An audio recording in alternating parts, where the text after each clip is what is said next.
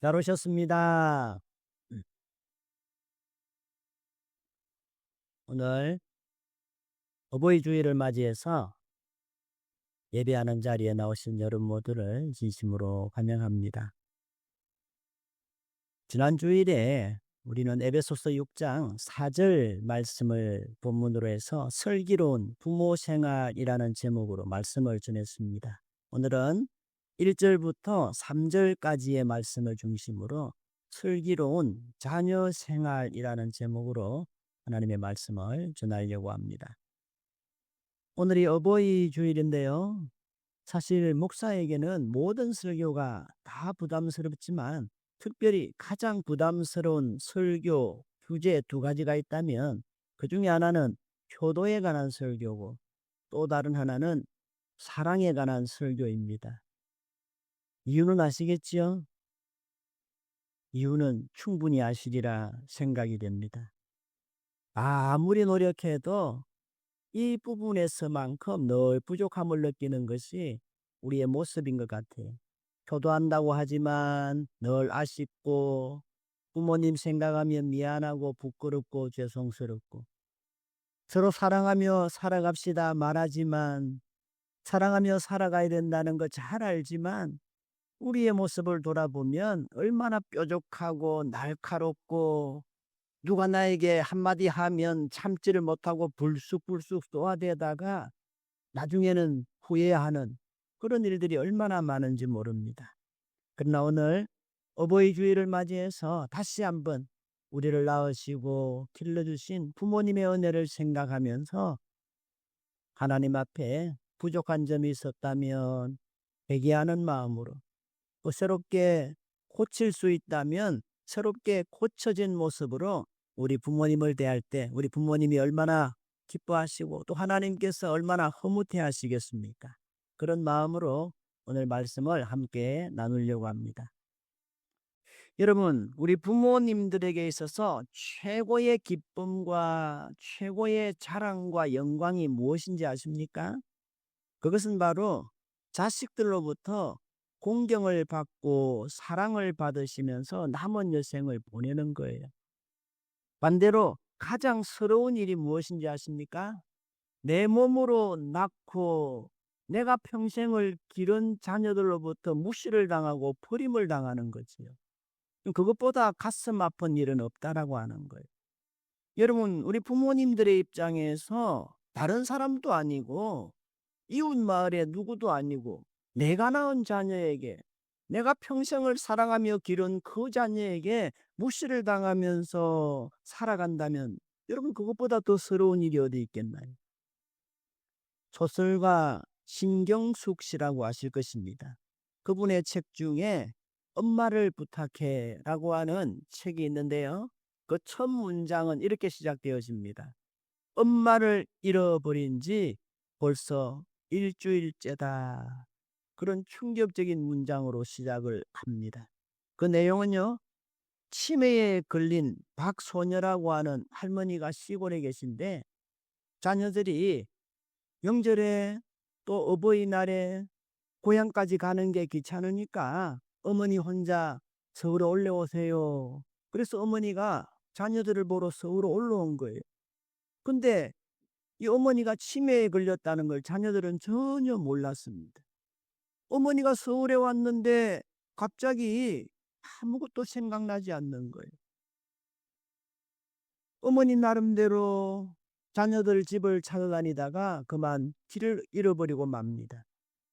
그때부터 자녀들은요, 그 어머니를 찾기 위해서 백방으로 돌아다니지만 찾지를 못한 채 일주일이 되어지는 거예요. 그제서야 그들은요, 사라진 어머니를 떠올리면서 자기들의 삶 속에서 어머니는 이미 오래전부터 실종되어 버렸구나 하는 것을 깨닫게 되어집니다. 바쁘다는 핑계 때문에 어머니를 마치 투명인간 취급을 하면서 살아왔던 지난날.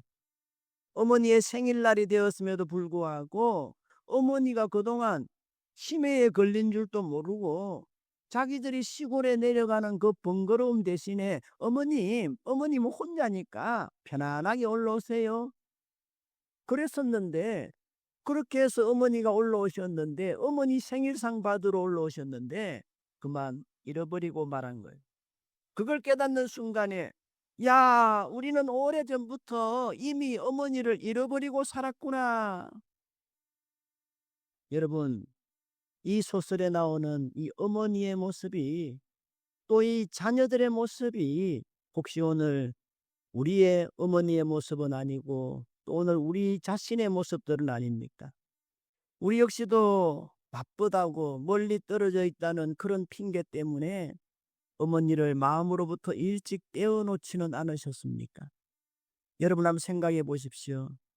우리는 지금까지 부모님에게서 얼마나 많은 사랑을 받으며 살아왔습니까? 부모님들이 우리에게 베푼 사랑은 얼마나 큰 사랑입니까? 우리를 낳으시고 기르시고 입히시고 먹이시고 가르치시고 시집 장가 다 보내시고 온갖 고생과 뒷바라지를 다 해주셨음에도 불구하고 늘 우리들에게 더 잘 대해주질 못해서 우리들 보기에 미안해하고 죄스러워하시던 부모님의 모습들이 아닙니까? 일본의 한 전설에 의하면요, 홀 어머니를 모시고 살던 이 아들이 어느 날 여자친구가 생겼습니다. 사랑하는 여자친구와 긴 세월 연애를 했어요. 근데 뜻밖의 사랑하던 이 여자친구의 몸에 심한 중한 질병이 든 것을 알게 되었습니다.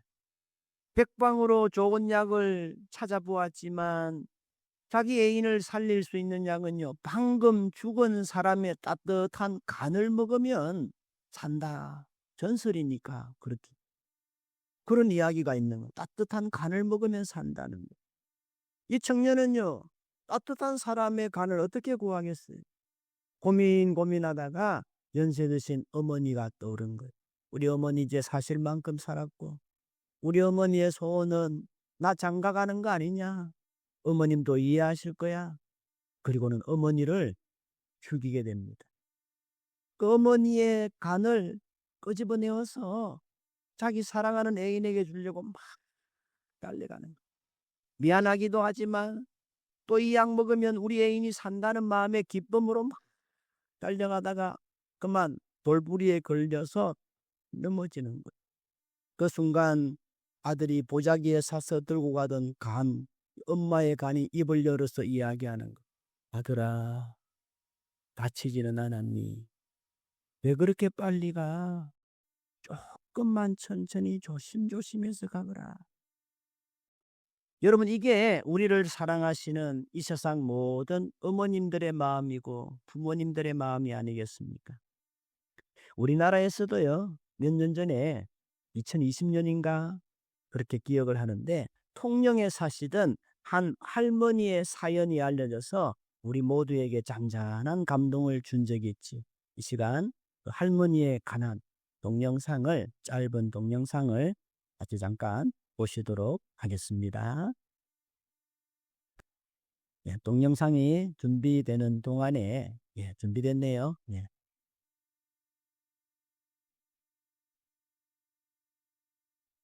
꽂아준다면 기분 좋잖아요, 김기화 아나운서. 네, 일단 이 여성이 어떠한 사유로 경찰서에 가게 됐는지 이 영상을 보면서 설명을 해드리도록 하겠습니다.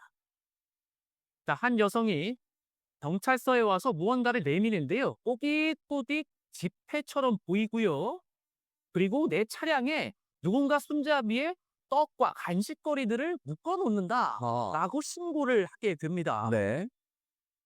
지금 보세요. 뭔가 지폐를 가리키면서 상황 설명을 하는 것 같아요. CCTV 뭐 목소리는 안 잡히니까 지금 우리가 추정하고 있는데 보세요. 손가락을 가리키면서 뭔가 지폐 그리고 상황 설명하는 것 같아요. 그런데 왜 저렇게 지구대에 와서 상황 설명을 하게 됐을까요? 신고자의 얘기 한번 들어보시고 이어가 보도록 하겠습니다. 신고는 계속하면서 제가 블랙박스를 달았거든요. 해코지를 하는 것 같으면 차를 뭐 이렇게 부수고 간다든지 뭐 이렇게 할 건데 그러니까 김기화 아나운서 자신의 차량 손잡이에 저 돌돌만 지폐와 또 먹을거리 이런 게 있었다는 거잖아요. 네, 맞습니다. 뭐 떡, 족발까지도 손잡이에 달려 있었다고 하는데 굉장히 의아하잖아요. 지폐도 5만 원짜리가 꽂혀 있고. 그래서 신고를 하게 됐는데 과연 누가 이런 행동을 하게 됐는지 영상을 보면서 다시 한번 밝혀드리도록 하겠습니다. 네, 함께 보겠습니다. 네, 이 빨간색 차량에 다가오는 한 할머니, 어동이 약간 불편한 듯 보이는데요. 손잡이 쪽에 무언가를 집어넣습니다. 그리고는 유유히 사라지십니다. 네. 이 들고 왔던 봉지 그리고 지폐를 이 손잡이에다가 끼워 넣고 가는 할머니의 모습이 포착이 된 겁니다. 네. 정말로 김경은 아주 눈 좋아요. 저걸 다 해서 지금 저 상황을 지금 정확히 지금 묘사를 해줬어요. 그런데 지금 저분이 지금 약간 거동은 불편하신 걸로 보여요. CCTV 상에서. 근데 저분이 아마 차량에 돈과 뭐 음식을 갖다 놓은 것 같은데 경찰은 그럼 저 신고자의 신고를 받고 저 어르신을 조사를 했습니까? 장희찬 평론가님? 네, 경찰은 며칠간 탐문을 거쳐서요. 통영시 명정동에 있는 할머니의 집을 찾아갔습니다. 이 할머니를 이제 드디어 밝혀낸 건데 네. 경찰에서 조사해 본 결과 할머니가 차량에 용돈과 이 음식을 달아놓은 사연이 참 가슴 애틋했습니다. 어허. 아니 근데 그럼 운전자와 저 할머니 서로 지인 관계예요? 모르는 사이죠. 어허. 근데 거동이 좀 불편하신 걸 보셨지만 이 할머니가 치매 증상이 있으시다고 해요. 아이고. 그래서 집 앞에 빨간 차가 주차돼 있을 때마다 그게 다른 지역에 가는 아들 차로 생각을 한 겁니다. 세상에. 평소에 아들을 주려고 용돈을 꼬깃꼬깃 한 푼 두 푼 모아두고 아이고. 음식 같은 경우도 맛있는 거 떡이나 족발 같은 거 안 먹고 남겨두고 싸뒀다가 빨간 차가 주차가 돼 있으면 아 우리 아들이 왔구나 싶어서 불편한 걸음인데도 차까지 걸어가서 이 지폐와 이 먹을거리가 들어가 있는 비닐봉투를 차 손잡이에 달아두고 돌아오셨던 거죠. 아들이 어디서 사는데요, 하재근 평론가님? 아들이 같이 살다가 몇 년 전까지 이제는 타지로 갔다는 거예요. 근데 치매에 걸린 할머니께서 아들의 차 색깔을 정확하게 기억한다는 거예요. 그래서 아들의 차 색깔이 있는 차만 보면 아들인 줄 알고 거기다가 이제 돈이라든가 이제 주전부리 같은 걸 이제 매다 놓은 것인데 매다 놓은 주전부리가 과자, 떡, 족발인데 이게 정확히 아들이 좋아하는 것들이랍니다. 치매에 걸리셨어도 아들에 대한 것만은 기억을 하셨던 겁니다. 아들한테 애틋한 정인데 왜 이유가 있을까요, 임찬 변호사님? 그러니까 이분이 오래전에 남편이 얼고 홀리 6남매를 키웠는데 그렇게 애지중지하는 아들을 이제 형편 때문에 초등학교밖에 공부를 못 시켰다고 해요. 그래서 이제 미안함과 죄책감으로 평생의 아픔으로 간직했거든요. 그래서 이제 빨간색 차만 보면 아들이 없겠거니 하면서 이렇게 용돈도 주면서 먹을 것도 주면서 놔두고 왔다고 합니다. 결국은 할머니께 저 돈을요 모두 21만 원이었대요. 다 돌려드리고요. 그 신고자분도 저희 사례를 듣고 애써 울음을 참았다고 하는 울먹울먹 했다고요. 경찰도 정말 가정의 달을 맞아서 5월 달이잖아요. 다음 달이 정말 울먹울먹해지는 그런 사연이었다고 합니다. 정말로 할머니 어르신 정말 건강히 오래 사시기를 기원하겠습니다. 부르셔서 맡긴 사명에만 내용이 내시죠. 그 이름 못도 사랑하는 아들이 부식을 빨간 차인데 원래 자기 집 근처에 살았다가 이제 타 지역으로 이사를 갔어요. 근데 어머니 보러 올 때마다 빨간 차를 타고 왔으니까 빨간 차만 보면 아들이 왔구나. 그래서 2만 원, 5만 원 빨간 차만 보면 아들이 왔구나. 그래서 돈을 꽂아놓고 아들 좋아하는 족발, 떡, 음식 항상 거기다가 걸어두었다는 거죠. 여러분 할머니가 치매에 걸리셔서 아무것도 기억할 수 없지만 아들의 차 색깔, 아들이 무슨 음식 좋아하는지 그것은 정확하게 기억했다는 거예요. 여러분 이게 우리네 모든 부모님들의 마음 아니겠습니까? 그럼에도 불구하고 오늘 우리 자녀들은 어떻습니까? 어느 시어머니가 직장에 다니는 며느리를 위해서 손주를 키웠습니다. 다리도 불편하고 허리도 아프고 그래도 우리 며느리 직장에 가서 또 돈 더 벌어서 손주 잘 키우기를 바라는 마음에 그렇게 손주들을 늘 업어서 키우는데 며느리가 집으로 돌아옵니다. 저녁이 되면 돌아와서 이야기하는 거예요. 뭐라 그러나요? 어머니 하루 종일 얼마나 힘드셨어요. 어머니 허리 안 아프셨어요. 이렇게 인사를 해주면 시어머니도 좀 아픈 허리도 좀 덜 아프고 섭섭한 마음도 좀 덜하고 쉐임이 날 텐데 대부분의 며느리들은 어머님 안부는 묻지 않습니다. 자기 아이만 바라보면서 "어이구 우리 예쁜이 오늘 하루 잘 지냈나? 아이고 할머니한테 엎혀가지고 다리는 안 아팠나?" 그런단 말이에요. 그러면 그 아이를 업고 지냈던 할머니 마음은 얼마나 섭섭하겠습니까? 이제 10년 뒤에 20년 뒤에는 우리도 모두 다 시어머니 되고 시아버지가 되시고 또 할머니 할아버지가 되실 텐데 그때 내가 우리 자녀들에게서 그런 대접을 받게 된다. 여러분 이 얼마나 두려운 사실입니까? 여러분 얼마나 겁나는 일입니까? 요즘 인터넷에 보면요. 여자의 일생을 공에 비유한 글이 올라와 있는데요. 10대 여자는 무슨 공이냐? 축구공이랍니다. 축구공. 여러분 축구 경기를 보면요. 양팀 11명의 선수들이 축구공 하나만 바라보고 막 달려가는 거죠. 축구공 하나만 바라보고 달려가는. 이처럼 10대 때가 되면요. 멋 모르는 남학생들이 막 여학생을 막 쫓아다닌다는 거예요. 이에 반해서 20대가 되면요. 농구공처럼 된다는 거예요. 농구 경기는요. 두 팀 합쳐서 5명, 10명이 공 하나를 놓고 뛰어다니고 쫓아다니는 거예요. 10대에 비해서 쫓아다니는 사람 숫자가 조금 줄었습니다. 30대가 되면요. 골프공이 된답니다. 골프공 하나지요? 골프공 하나. 오직 한 사람만 자기를 쫓아다닌다. 그것만 해도 성공이라는 거예요. 그런데 40대가 되면 무슨 공이 됩니까? 탁구공이 되는 거예요. 탁구 경기의 특징은요. 공이 내 네트에 내 코트에서 떨어지면 내가 지는 거예요. 그러니까 이기려고 하면 탁구공이 오면 무조건 상대방으로 밀어내야 되지 않습니까? 이처럼 서로 상대방에게 귀찮은 듯이 떠나보내는 세월이 40대랍니다. 50대 여자는 무슨 공이냐? 피구공이 된대요. 피구공. 피구공은 어떻습니까? 공을 피해야 돼요. 내가 공에 맞는 순간에 아웃이 되고 실격이 되어지는. 그러니까 피구공은요. 필사적으로 피해 다녀야 되는 거잖아요. 그런데 60, 70대가 되면요. 야구공이 된대요. 여러분 야구는 어떻습니까? 가능하면 멀리 쳐내야 홈런이 되지 않습니까? 그래서 60, 70대가 되면 자녀들이요. 늙으신 부모님을 가능한 한 멀리 한다는 거예요. 그래서 옛말에 한 어머니는 10자녀 다 키울 수 있어도 10자녀는 한 어머니 혼자 돌볼 수가 없다는 말이 있는 것이지요. 오래전에 실제로 있었던 일입니다. 서울의 한 택시 기사분이 연로하신 어머님 한 분을 태우고 이제 이동을 하게 되었어요.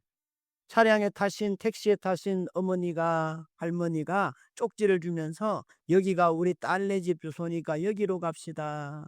그래서 딸 집으로 갔어요. 딸 집 가까이 가서 여기 우리 딸 전화번호인데 내가 집 앞에 있다고 전화 좀 해주세요. 그래서 택시기사가 전화를 했습니다. 그랬더니 그 딸이 하는 말이 누구 아세요? 압니다. 어머니시지요? 예, 어머니 맞습니다. 제가 지금 택시기사인데 어머니 모시고 따님 집 앞에 왔습니다. 그러니까 딸이 갑자기 아니 우리 어머니를 누가 모시고 오라 그랬어요? 왜 마음대로 모시고 오세요? 난 몰라요. 그러면서 끊어버리라는 거예요. 그래서 택시기사가 할 수 없이 할머니가 택시를 타셨던 곳 거기로 돌아가게 됩니다. 거기는 누가 사십니까? 이러니까 아이고 우리 아들 집인데 다시 아들 집에 가야 되겠네요. 그러면서 아들 집에 왔어요. 아들 집에 가까이 와서 이제 아들 집에 전화를 겁니다. 저 택시기사인데요. 어머니와 딸 집에 갔다가 이제 여차여차해서 다시 돌아오게 되었습니다. 그러니까 전화를 받은 사람이 며느리인데 한다는 말이 우리 어머니가요. 우리 집에서 이제 안 산다고 딸네 집에 갔는데 난 몰라요. 이제 다시 내버려 두세요. 그러는 거. 그래서 또 딸에게 전화를 했더니만 그래도 나는 몰라요. 아들이 알아서 할 겁니다. 그래서 결국은 이 택시기사가 파출소에 가서 할머니를 내려주고 왔다는 기사의 내용입니다.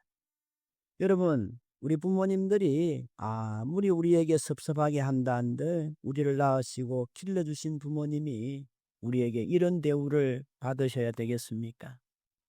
이 세상의 풍조는 어떻게 바뀌어도 하나님을 믿고 예수님을 믿는 우리들만이라도 좀 더 효자되고 효녀가 되었으면 좋겠습니다. 그럴 때 하나님이 우리를 기뻐하시고 더 복된 길로 인도해 주실 줄로 믿습니다. 여러분, 우리가 부모님을 공경하고 잘 섬기는 일은 마땅한 일입니다. 그럼에도 불구하고 하나님은 우리에게 부모님을 더 잘 섬기고 공경할 수 있도록 많은 축복을 약속하셨다는. 부모님을 섬기는 것이 당연한 일임에도 불구하고 무조건 섬겨라 하시지 않으시고 부모님을 잘 섬기는 자에게 많은 상을 주시고 복을 주시게 그렇게 약속을 해놓으셨다는 거예요. 왜 그렇습니까? 그만큼 부모님을 잘 섬기는 일은 하나님이 기뻐하시는 일이시기 때문이라는 거예요. 우리 기독교에 대해서 잘 모르시는 분들은요, 기독교를 불효의 종교라 이야기합니다. 그 이유는 단 한 가지입니다. 왜? 제사를 안 지내냐? 제사 안 지는 것 때문에 기독교는 불효라고 이야기합니다. 그러나 그것은요, 성경에 대해서 잘 모르고 하는 일입니다. 성경에 보시면 부모 공경에 관한 말씀이 얼마나 많은지 모릅니다. 알고 보면 우리 기독교처럼 부모 공경을, 효도를 강조하는 종교도 없다는 거예요.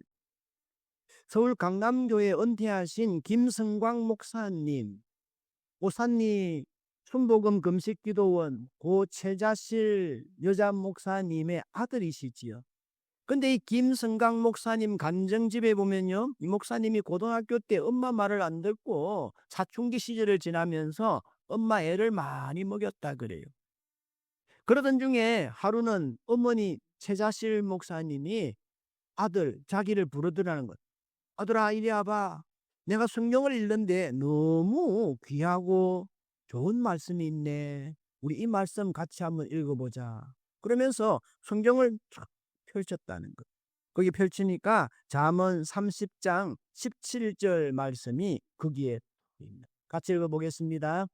아비를 조롱하며 어미 순종하기를 싫어하는 골짜기에 까마귀에게 쪼이고 독수리 새끼에게 먹히리라. 섬찟하지요.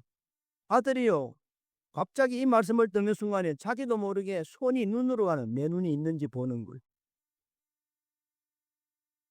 그때부터 이 김성강 목사님이 정신을 차리고 효도하는 아들로 목사의 길을 가기로 결심을 했다는 것. 여러분, 이뿐만 아니라 성경에 보시면요, 효도를 강조하는 말씀이 얼마나 많은지, 불효하는 자는 돌로 쳐서 죽여라고 하는 말씀까지 있을 만큼 효를 강조합니다. 다만 우리 기독교가 가르치는 효도는요, 부모님 돌아가신 다음에 제사상 휘어지게 차리는 그런 죽은 효도가 아니라 부모님 살아생전에 더 잘 섬기고 돌아보는 그런 효도를 말씀하실게요. 지금 저희 어머님이 요양병원에 계신데요, 불과 한 4, 5년 전만 해도 저희들과 함께 밖에 나가서 식사하시는 걸 참 좋아하셨습니다. 간혹 가서 식사도 하고 이렇게 맛있는 것도 먹고 그러셨는데 지금은 전혀 그러실 수가 없어요. 그럴 때마다 제가 느끼는 것이 뭐냐, 이럴 줄 알았더라면 건강하실 때 좀 더 자주 찾아뵙고 맛있는 것도 하나라도 더 많이 대접해 드렸더라면 좋았을 텐데, 그런 아쉬움이 남습니다. 혹시 여러분들 가운데 여러분들의 부모님들이 아직도 건강하시고 그래서 밖에 나가서 식사하실 이빨이 있으시고 위장 소화 능력이 있으시고 그런 튼튼한 다리가 있으시다면 자주 모시고 나가서 식사 대접 많이 하시기 바랍니다. 나중에요, 내 형편 나아지면 그때 맛있는 거 많이 사드려야지, 그런 생각으로 미루지 마세요. 내 형편 나아질 때쯤 되면요, 부모님 안 계신 거예요. 여러분, 이것도요, 잠깐입니다. 조금만 더 지나고 나면요. 그렇게 해드리고 싶어도 해드릴 수 없는 날이 금방 오는 거예요. 문득 그날이 오거든 아쉬워하고 후회하지 말고 아직 기회 있을 때 효도를 더 잘하시는 여러분 되시기를 주님의 이름으로 축복합니다. 근데 성경을 보면요. 진짜 재밌는 게 뭐냐면요. 하나님을 잘 섬기는 자들에게 하나님이 약속하신 축복의 내용과 부모님을 잘 섬기고 효도하는 사람들에게 하나님이 약속해 놓으신 축복의 내용이 똑같다는 것입니다. 왜 그런 줄 아세요? 하나님은요. 우리가 하나님을 잘 경외하는 것과 부모님을 잘 섬기고 효도하는 것을 본질적으로는 같게 보시기 때문이라는 거예요. 잠언 3장 1절 말씀에 보시면요. 내 아들아 나의 법을 잊어버리지 말고 내 마음으로 나의 명을 지키라. 2절 말씀 같이 읽겠습니다. 그리하면 그것이 너로 하여금 장수하게 하고 평강을 아멘. 여기 보시면요. 하나님을 잘 섬기고 하나님의 명령을 잘 지키는 자들에게 장수와 평강의 복을 약속하셨습니다. 근데 오늘 본문 3절 말씀에 다시 보시면요. 3절 말씀을 같이 한번 읽어보겠습니다. 3절입니다. 이로써 내가 잘되고 땅에서 장수하리라. 무슨 말인가? 내 부모를 잘 섬기면 잘되고 땅에서 장수하게 될 것이다. 이처럼 하나님을 경외하는 자들이 받는 복과 부모님을 잘 섬기는 사람들이 받는 자녀들이 받는 복을 하나님은요 똑같게 그렇게 인정하시고 취급하신다는 것. 이는 내가 잘되고 땅에서 부모님을 잘 섬기는 효도하는 자녀들에게 하나님은 이 땅에서도 잘되는 축복을 약속해 주신 거예요.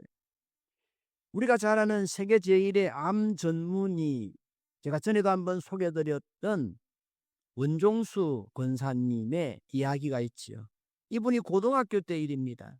하루는 고등학교 때 담임선생님 개인 면담으로 불려갔어요. 그때 담임선생님이 성적표를 주시면서 종수야, 너는 머리는 좋은데 왜 이렇게 공부를 하지 않아서 성적이 안 좋으니? 그렇게 이야기하면서 뭐라 그러셨냐면요. 특별히 너는 홀어머니 한 분만 모시고 있지 않니? 아들이라고 너밖에 없는데 내가 좀 열심히 공부하고 더 잘 돼야 너희 어머니가 편하게 노년을 지나지 않겠니? 그렇게 이야기를 해요.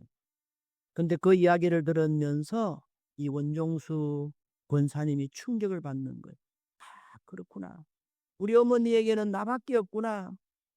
내가 잘 되어야 우리 어머님이 더 편안한 여생을 보내실 수 있겠구나.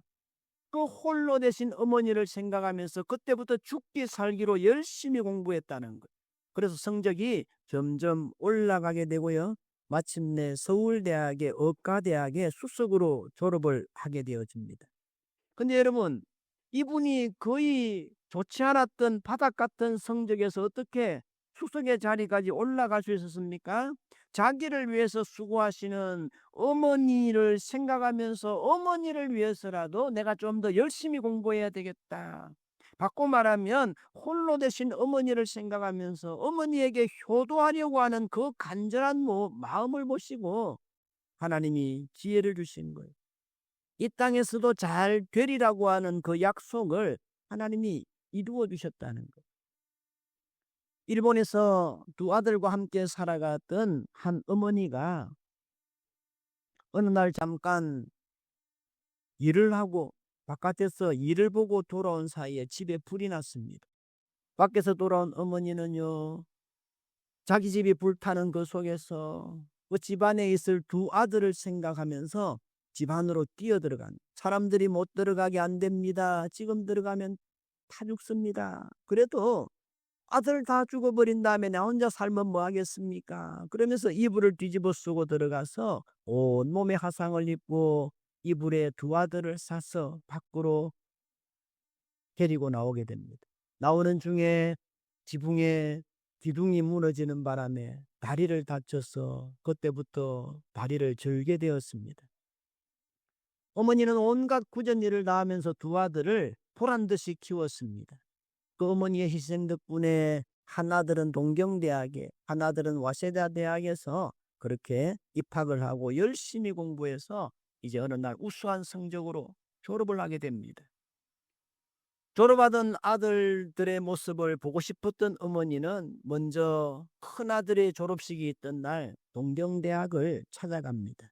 우수한 성적으로 졸업하게 된 이 아들은요, 이미 졸업과 동시에 큰 회사에 취업하기로 약속이 되어 있었고 보장을 받았습니다. 이 아들은요, 그때 자기 회사 관계자들도 오게 되고 많은 사람들이 올 걸 생각해서 어머니에게, 어머니, 제가 어머니 잘 모실 테니까 내일 졸업식에만큼은 오지 마세요. 그렇게 인사를 했어요. 부탁을 드렸습니다. 그럼에도 불구하고 어머니는요, 멀리서나마 아들 모습, 먼 발치에서나마 보고 싶어서 찾아갑니다. 수의실에 들어가는데 옷이 너무 남루한지라 수의가 막습니다. 어떻게 오셨습니까? 누구 찾아오셨습니까? 예, 우리 아들이 오늘 졸업하는데 누구입니다. 경비가 학과 사무실에 전화를 합니다. 그 사무실에서 졸업식 준비를 하고 있던 아들이 그 전화를 받고는 자기 어머니인 걸 알지요. 예, 우리 과에는 그런 학생 없습니다. 돌아가시라고 전해주세요. 그래서 어머니가 학교에 졸업식에 들어가질 못하고 집으로 돌아오게 됩니다. 이제 그 다음날 둘째 아들 와세다 대학에 졸업식이 있었습니다. 어머니는요, 다시 그 대학을 찾아가게 됩니다.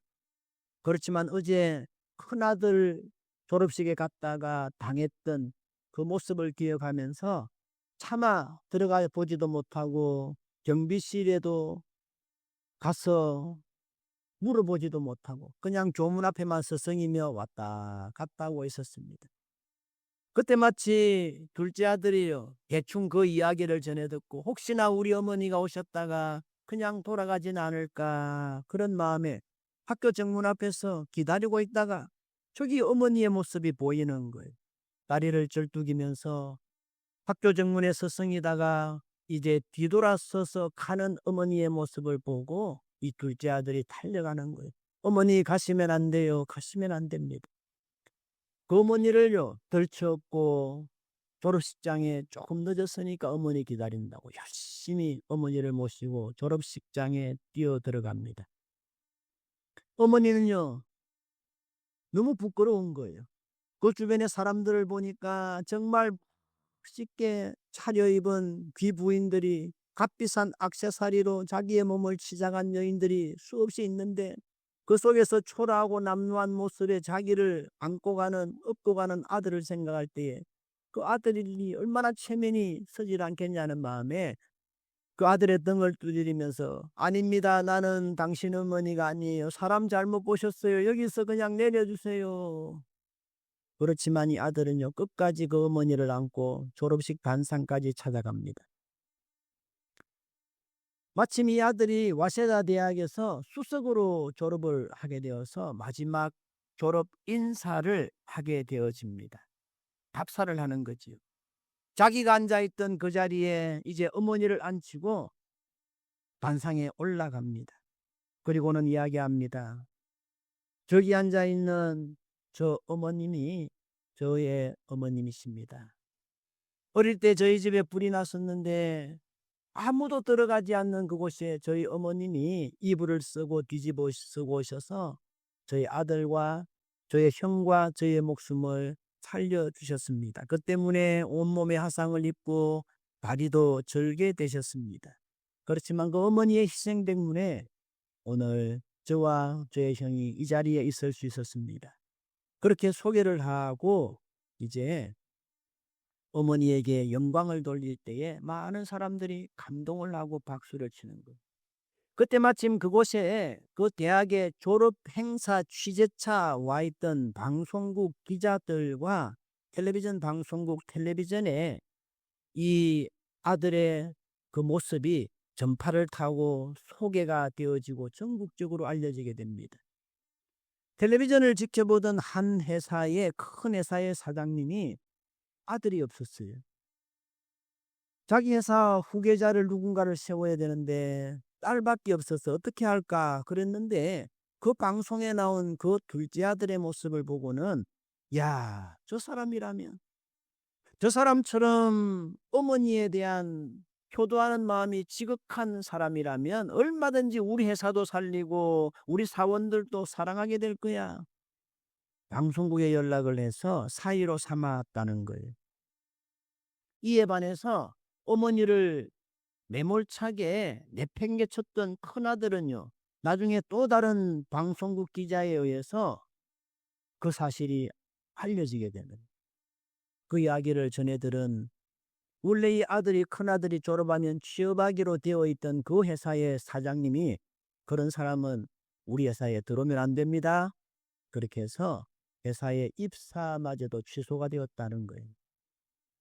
여러분, 이처럼 자기의 몸이 다치는 것을 돌아보지 아니하고 아랑곳하지 아니하고 아들을 불 속에서 건져내고 온갖 어려운 일들, 쿠전일 다 해가면서 아들을 공부시키셨던 이 어머니, 자식을 위해서라면 어떤 희생도 마다하지 않았던 이 어머님이 바로 오늘 저와 여러분들의 어머님이시기도 하시다는 거예요. 하나님은 그런 부모님께 효도할 때 하나님이 가장 기뻐하시고 가장 큰 축복을 약속해 주셨다라고 하는 거 믿으실 수 있기를 바랍니다. 그래서 이 효도는요, 약속이 있는 첫 번째 계명이라고 성경이 말씀하고 있는 것입니다. 혹시 여러분들의 부모님은 지금 살아계십니까? 여러분들의 부모님은 지금 건강하십니까? 그러시다면 우리 더 늦기 전에 효도하십시다. 우리에게 주어진 효도의 마지막 기회들을 놓치지 마십시다. 지금까지 부모님께서 우리에게 베푸신 그 사랑, 우리가 부모님께 받은 사랑의 100분의 1, 아니 1000분의 1이라도 갚으려고 노력하십시다. 그게 자녀의 도리고 인간의 도리 아니겠습니까? 그게 바로 하나님 기뻐하시는 일이고, 또 우리가 이 땅에서 하나님의 복을 받고 장수하는, 잘 되는 첫 번째 길이라고 하는 거 믿으실 수 있기를 바랍니다. 간절히 바라기는 오늘 어버이 주일을 지나면서 우리 모두 다 조금이라도 우리 부모님 형편을 먼저 생각하고 우리 부모님 더 잘 섬기셔서 하나님이 약속하신 복을 받아 누리며 살아가시는 믿음의 자녀들이 다 되시고 축복의 자녀들이 다 되실 수 있기를 우리 주님의 이름으로 축복합니다. 아멘. 찬양하겠습니다.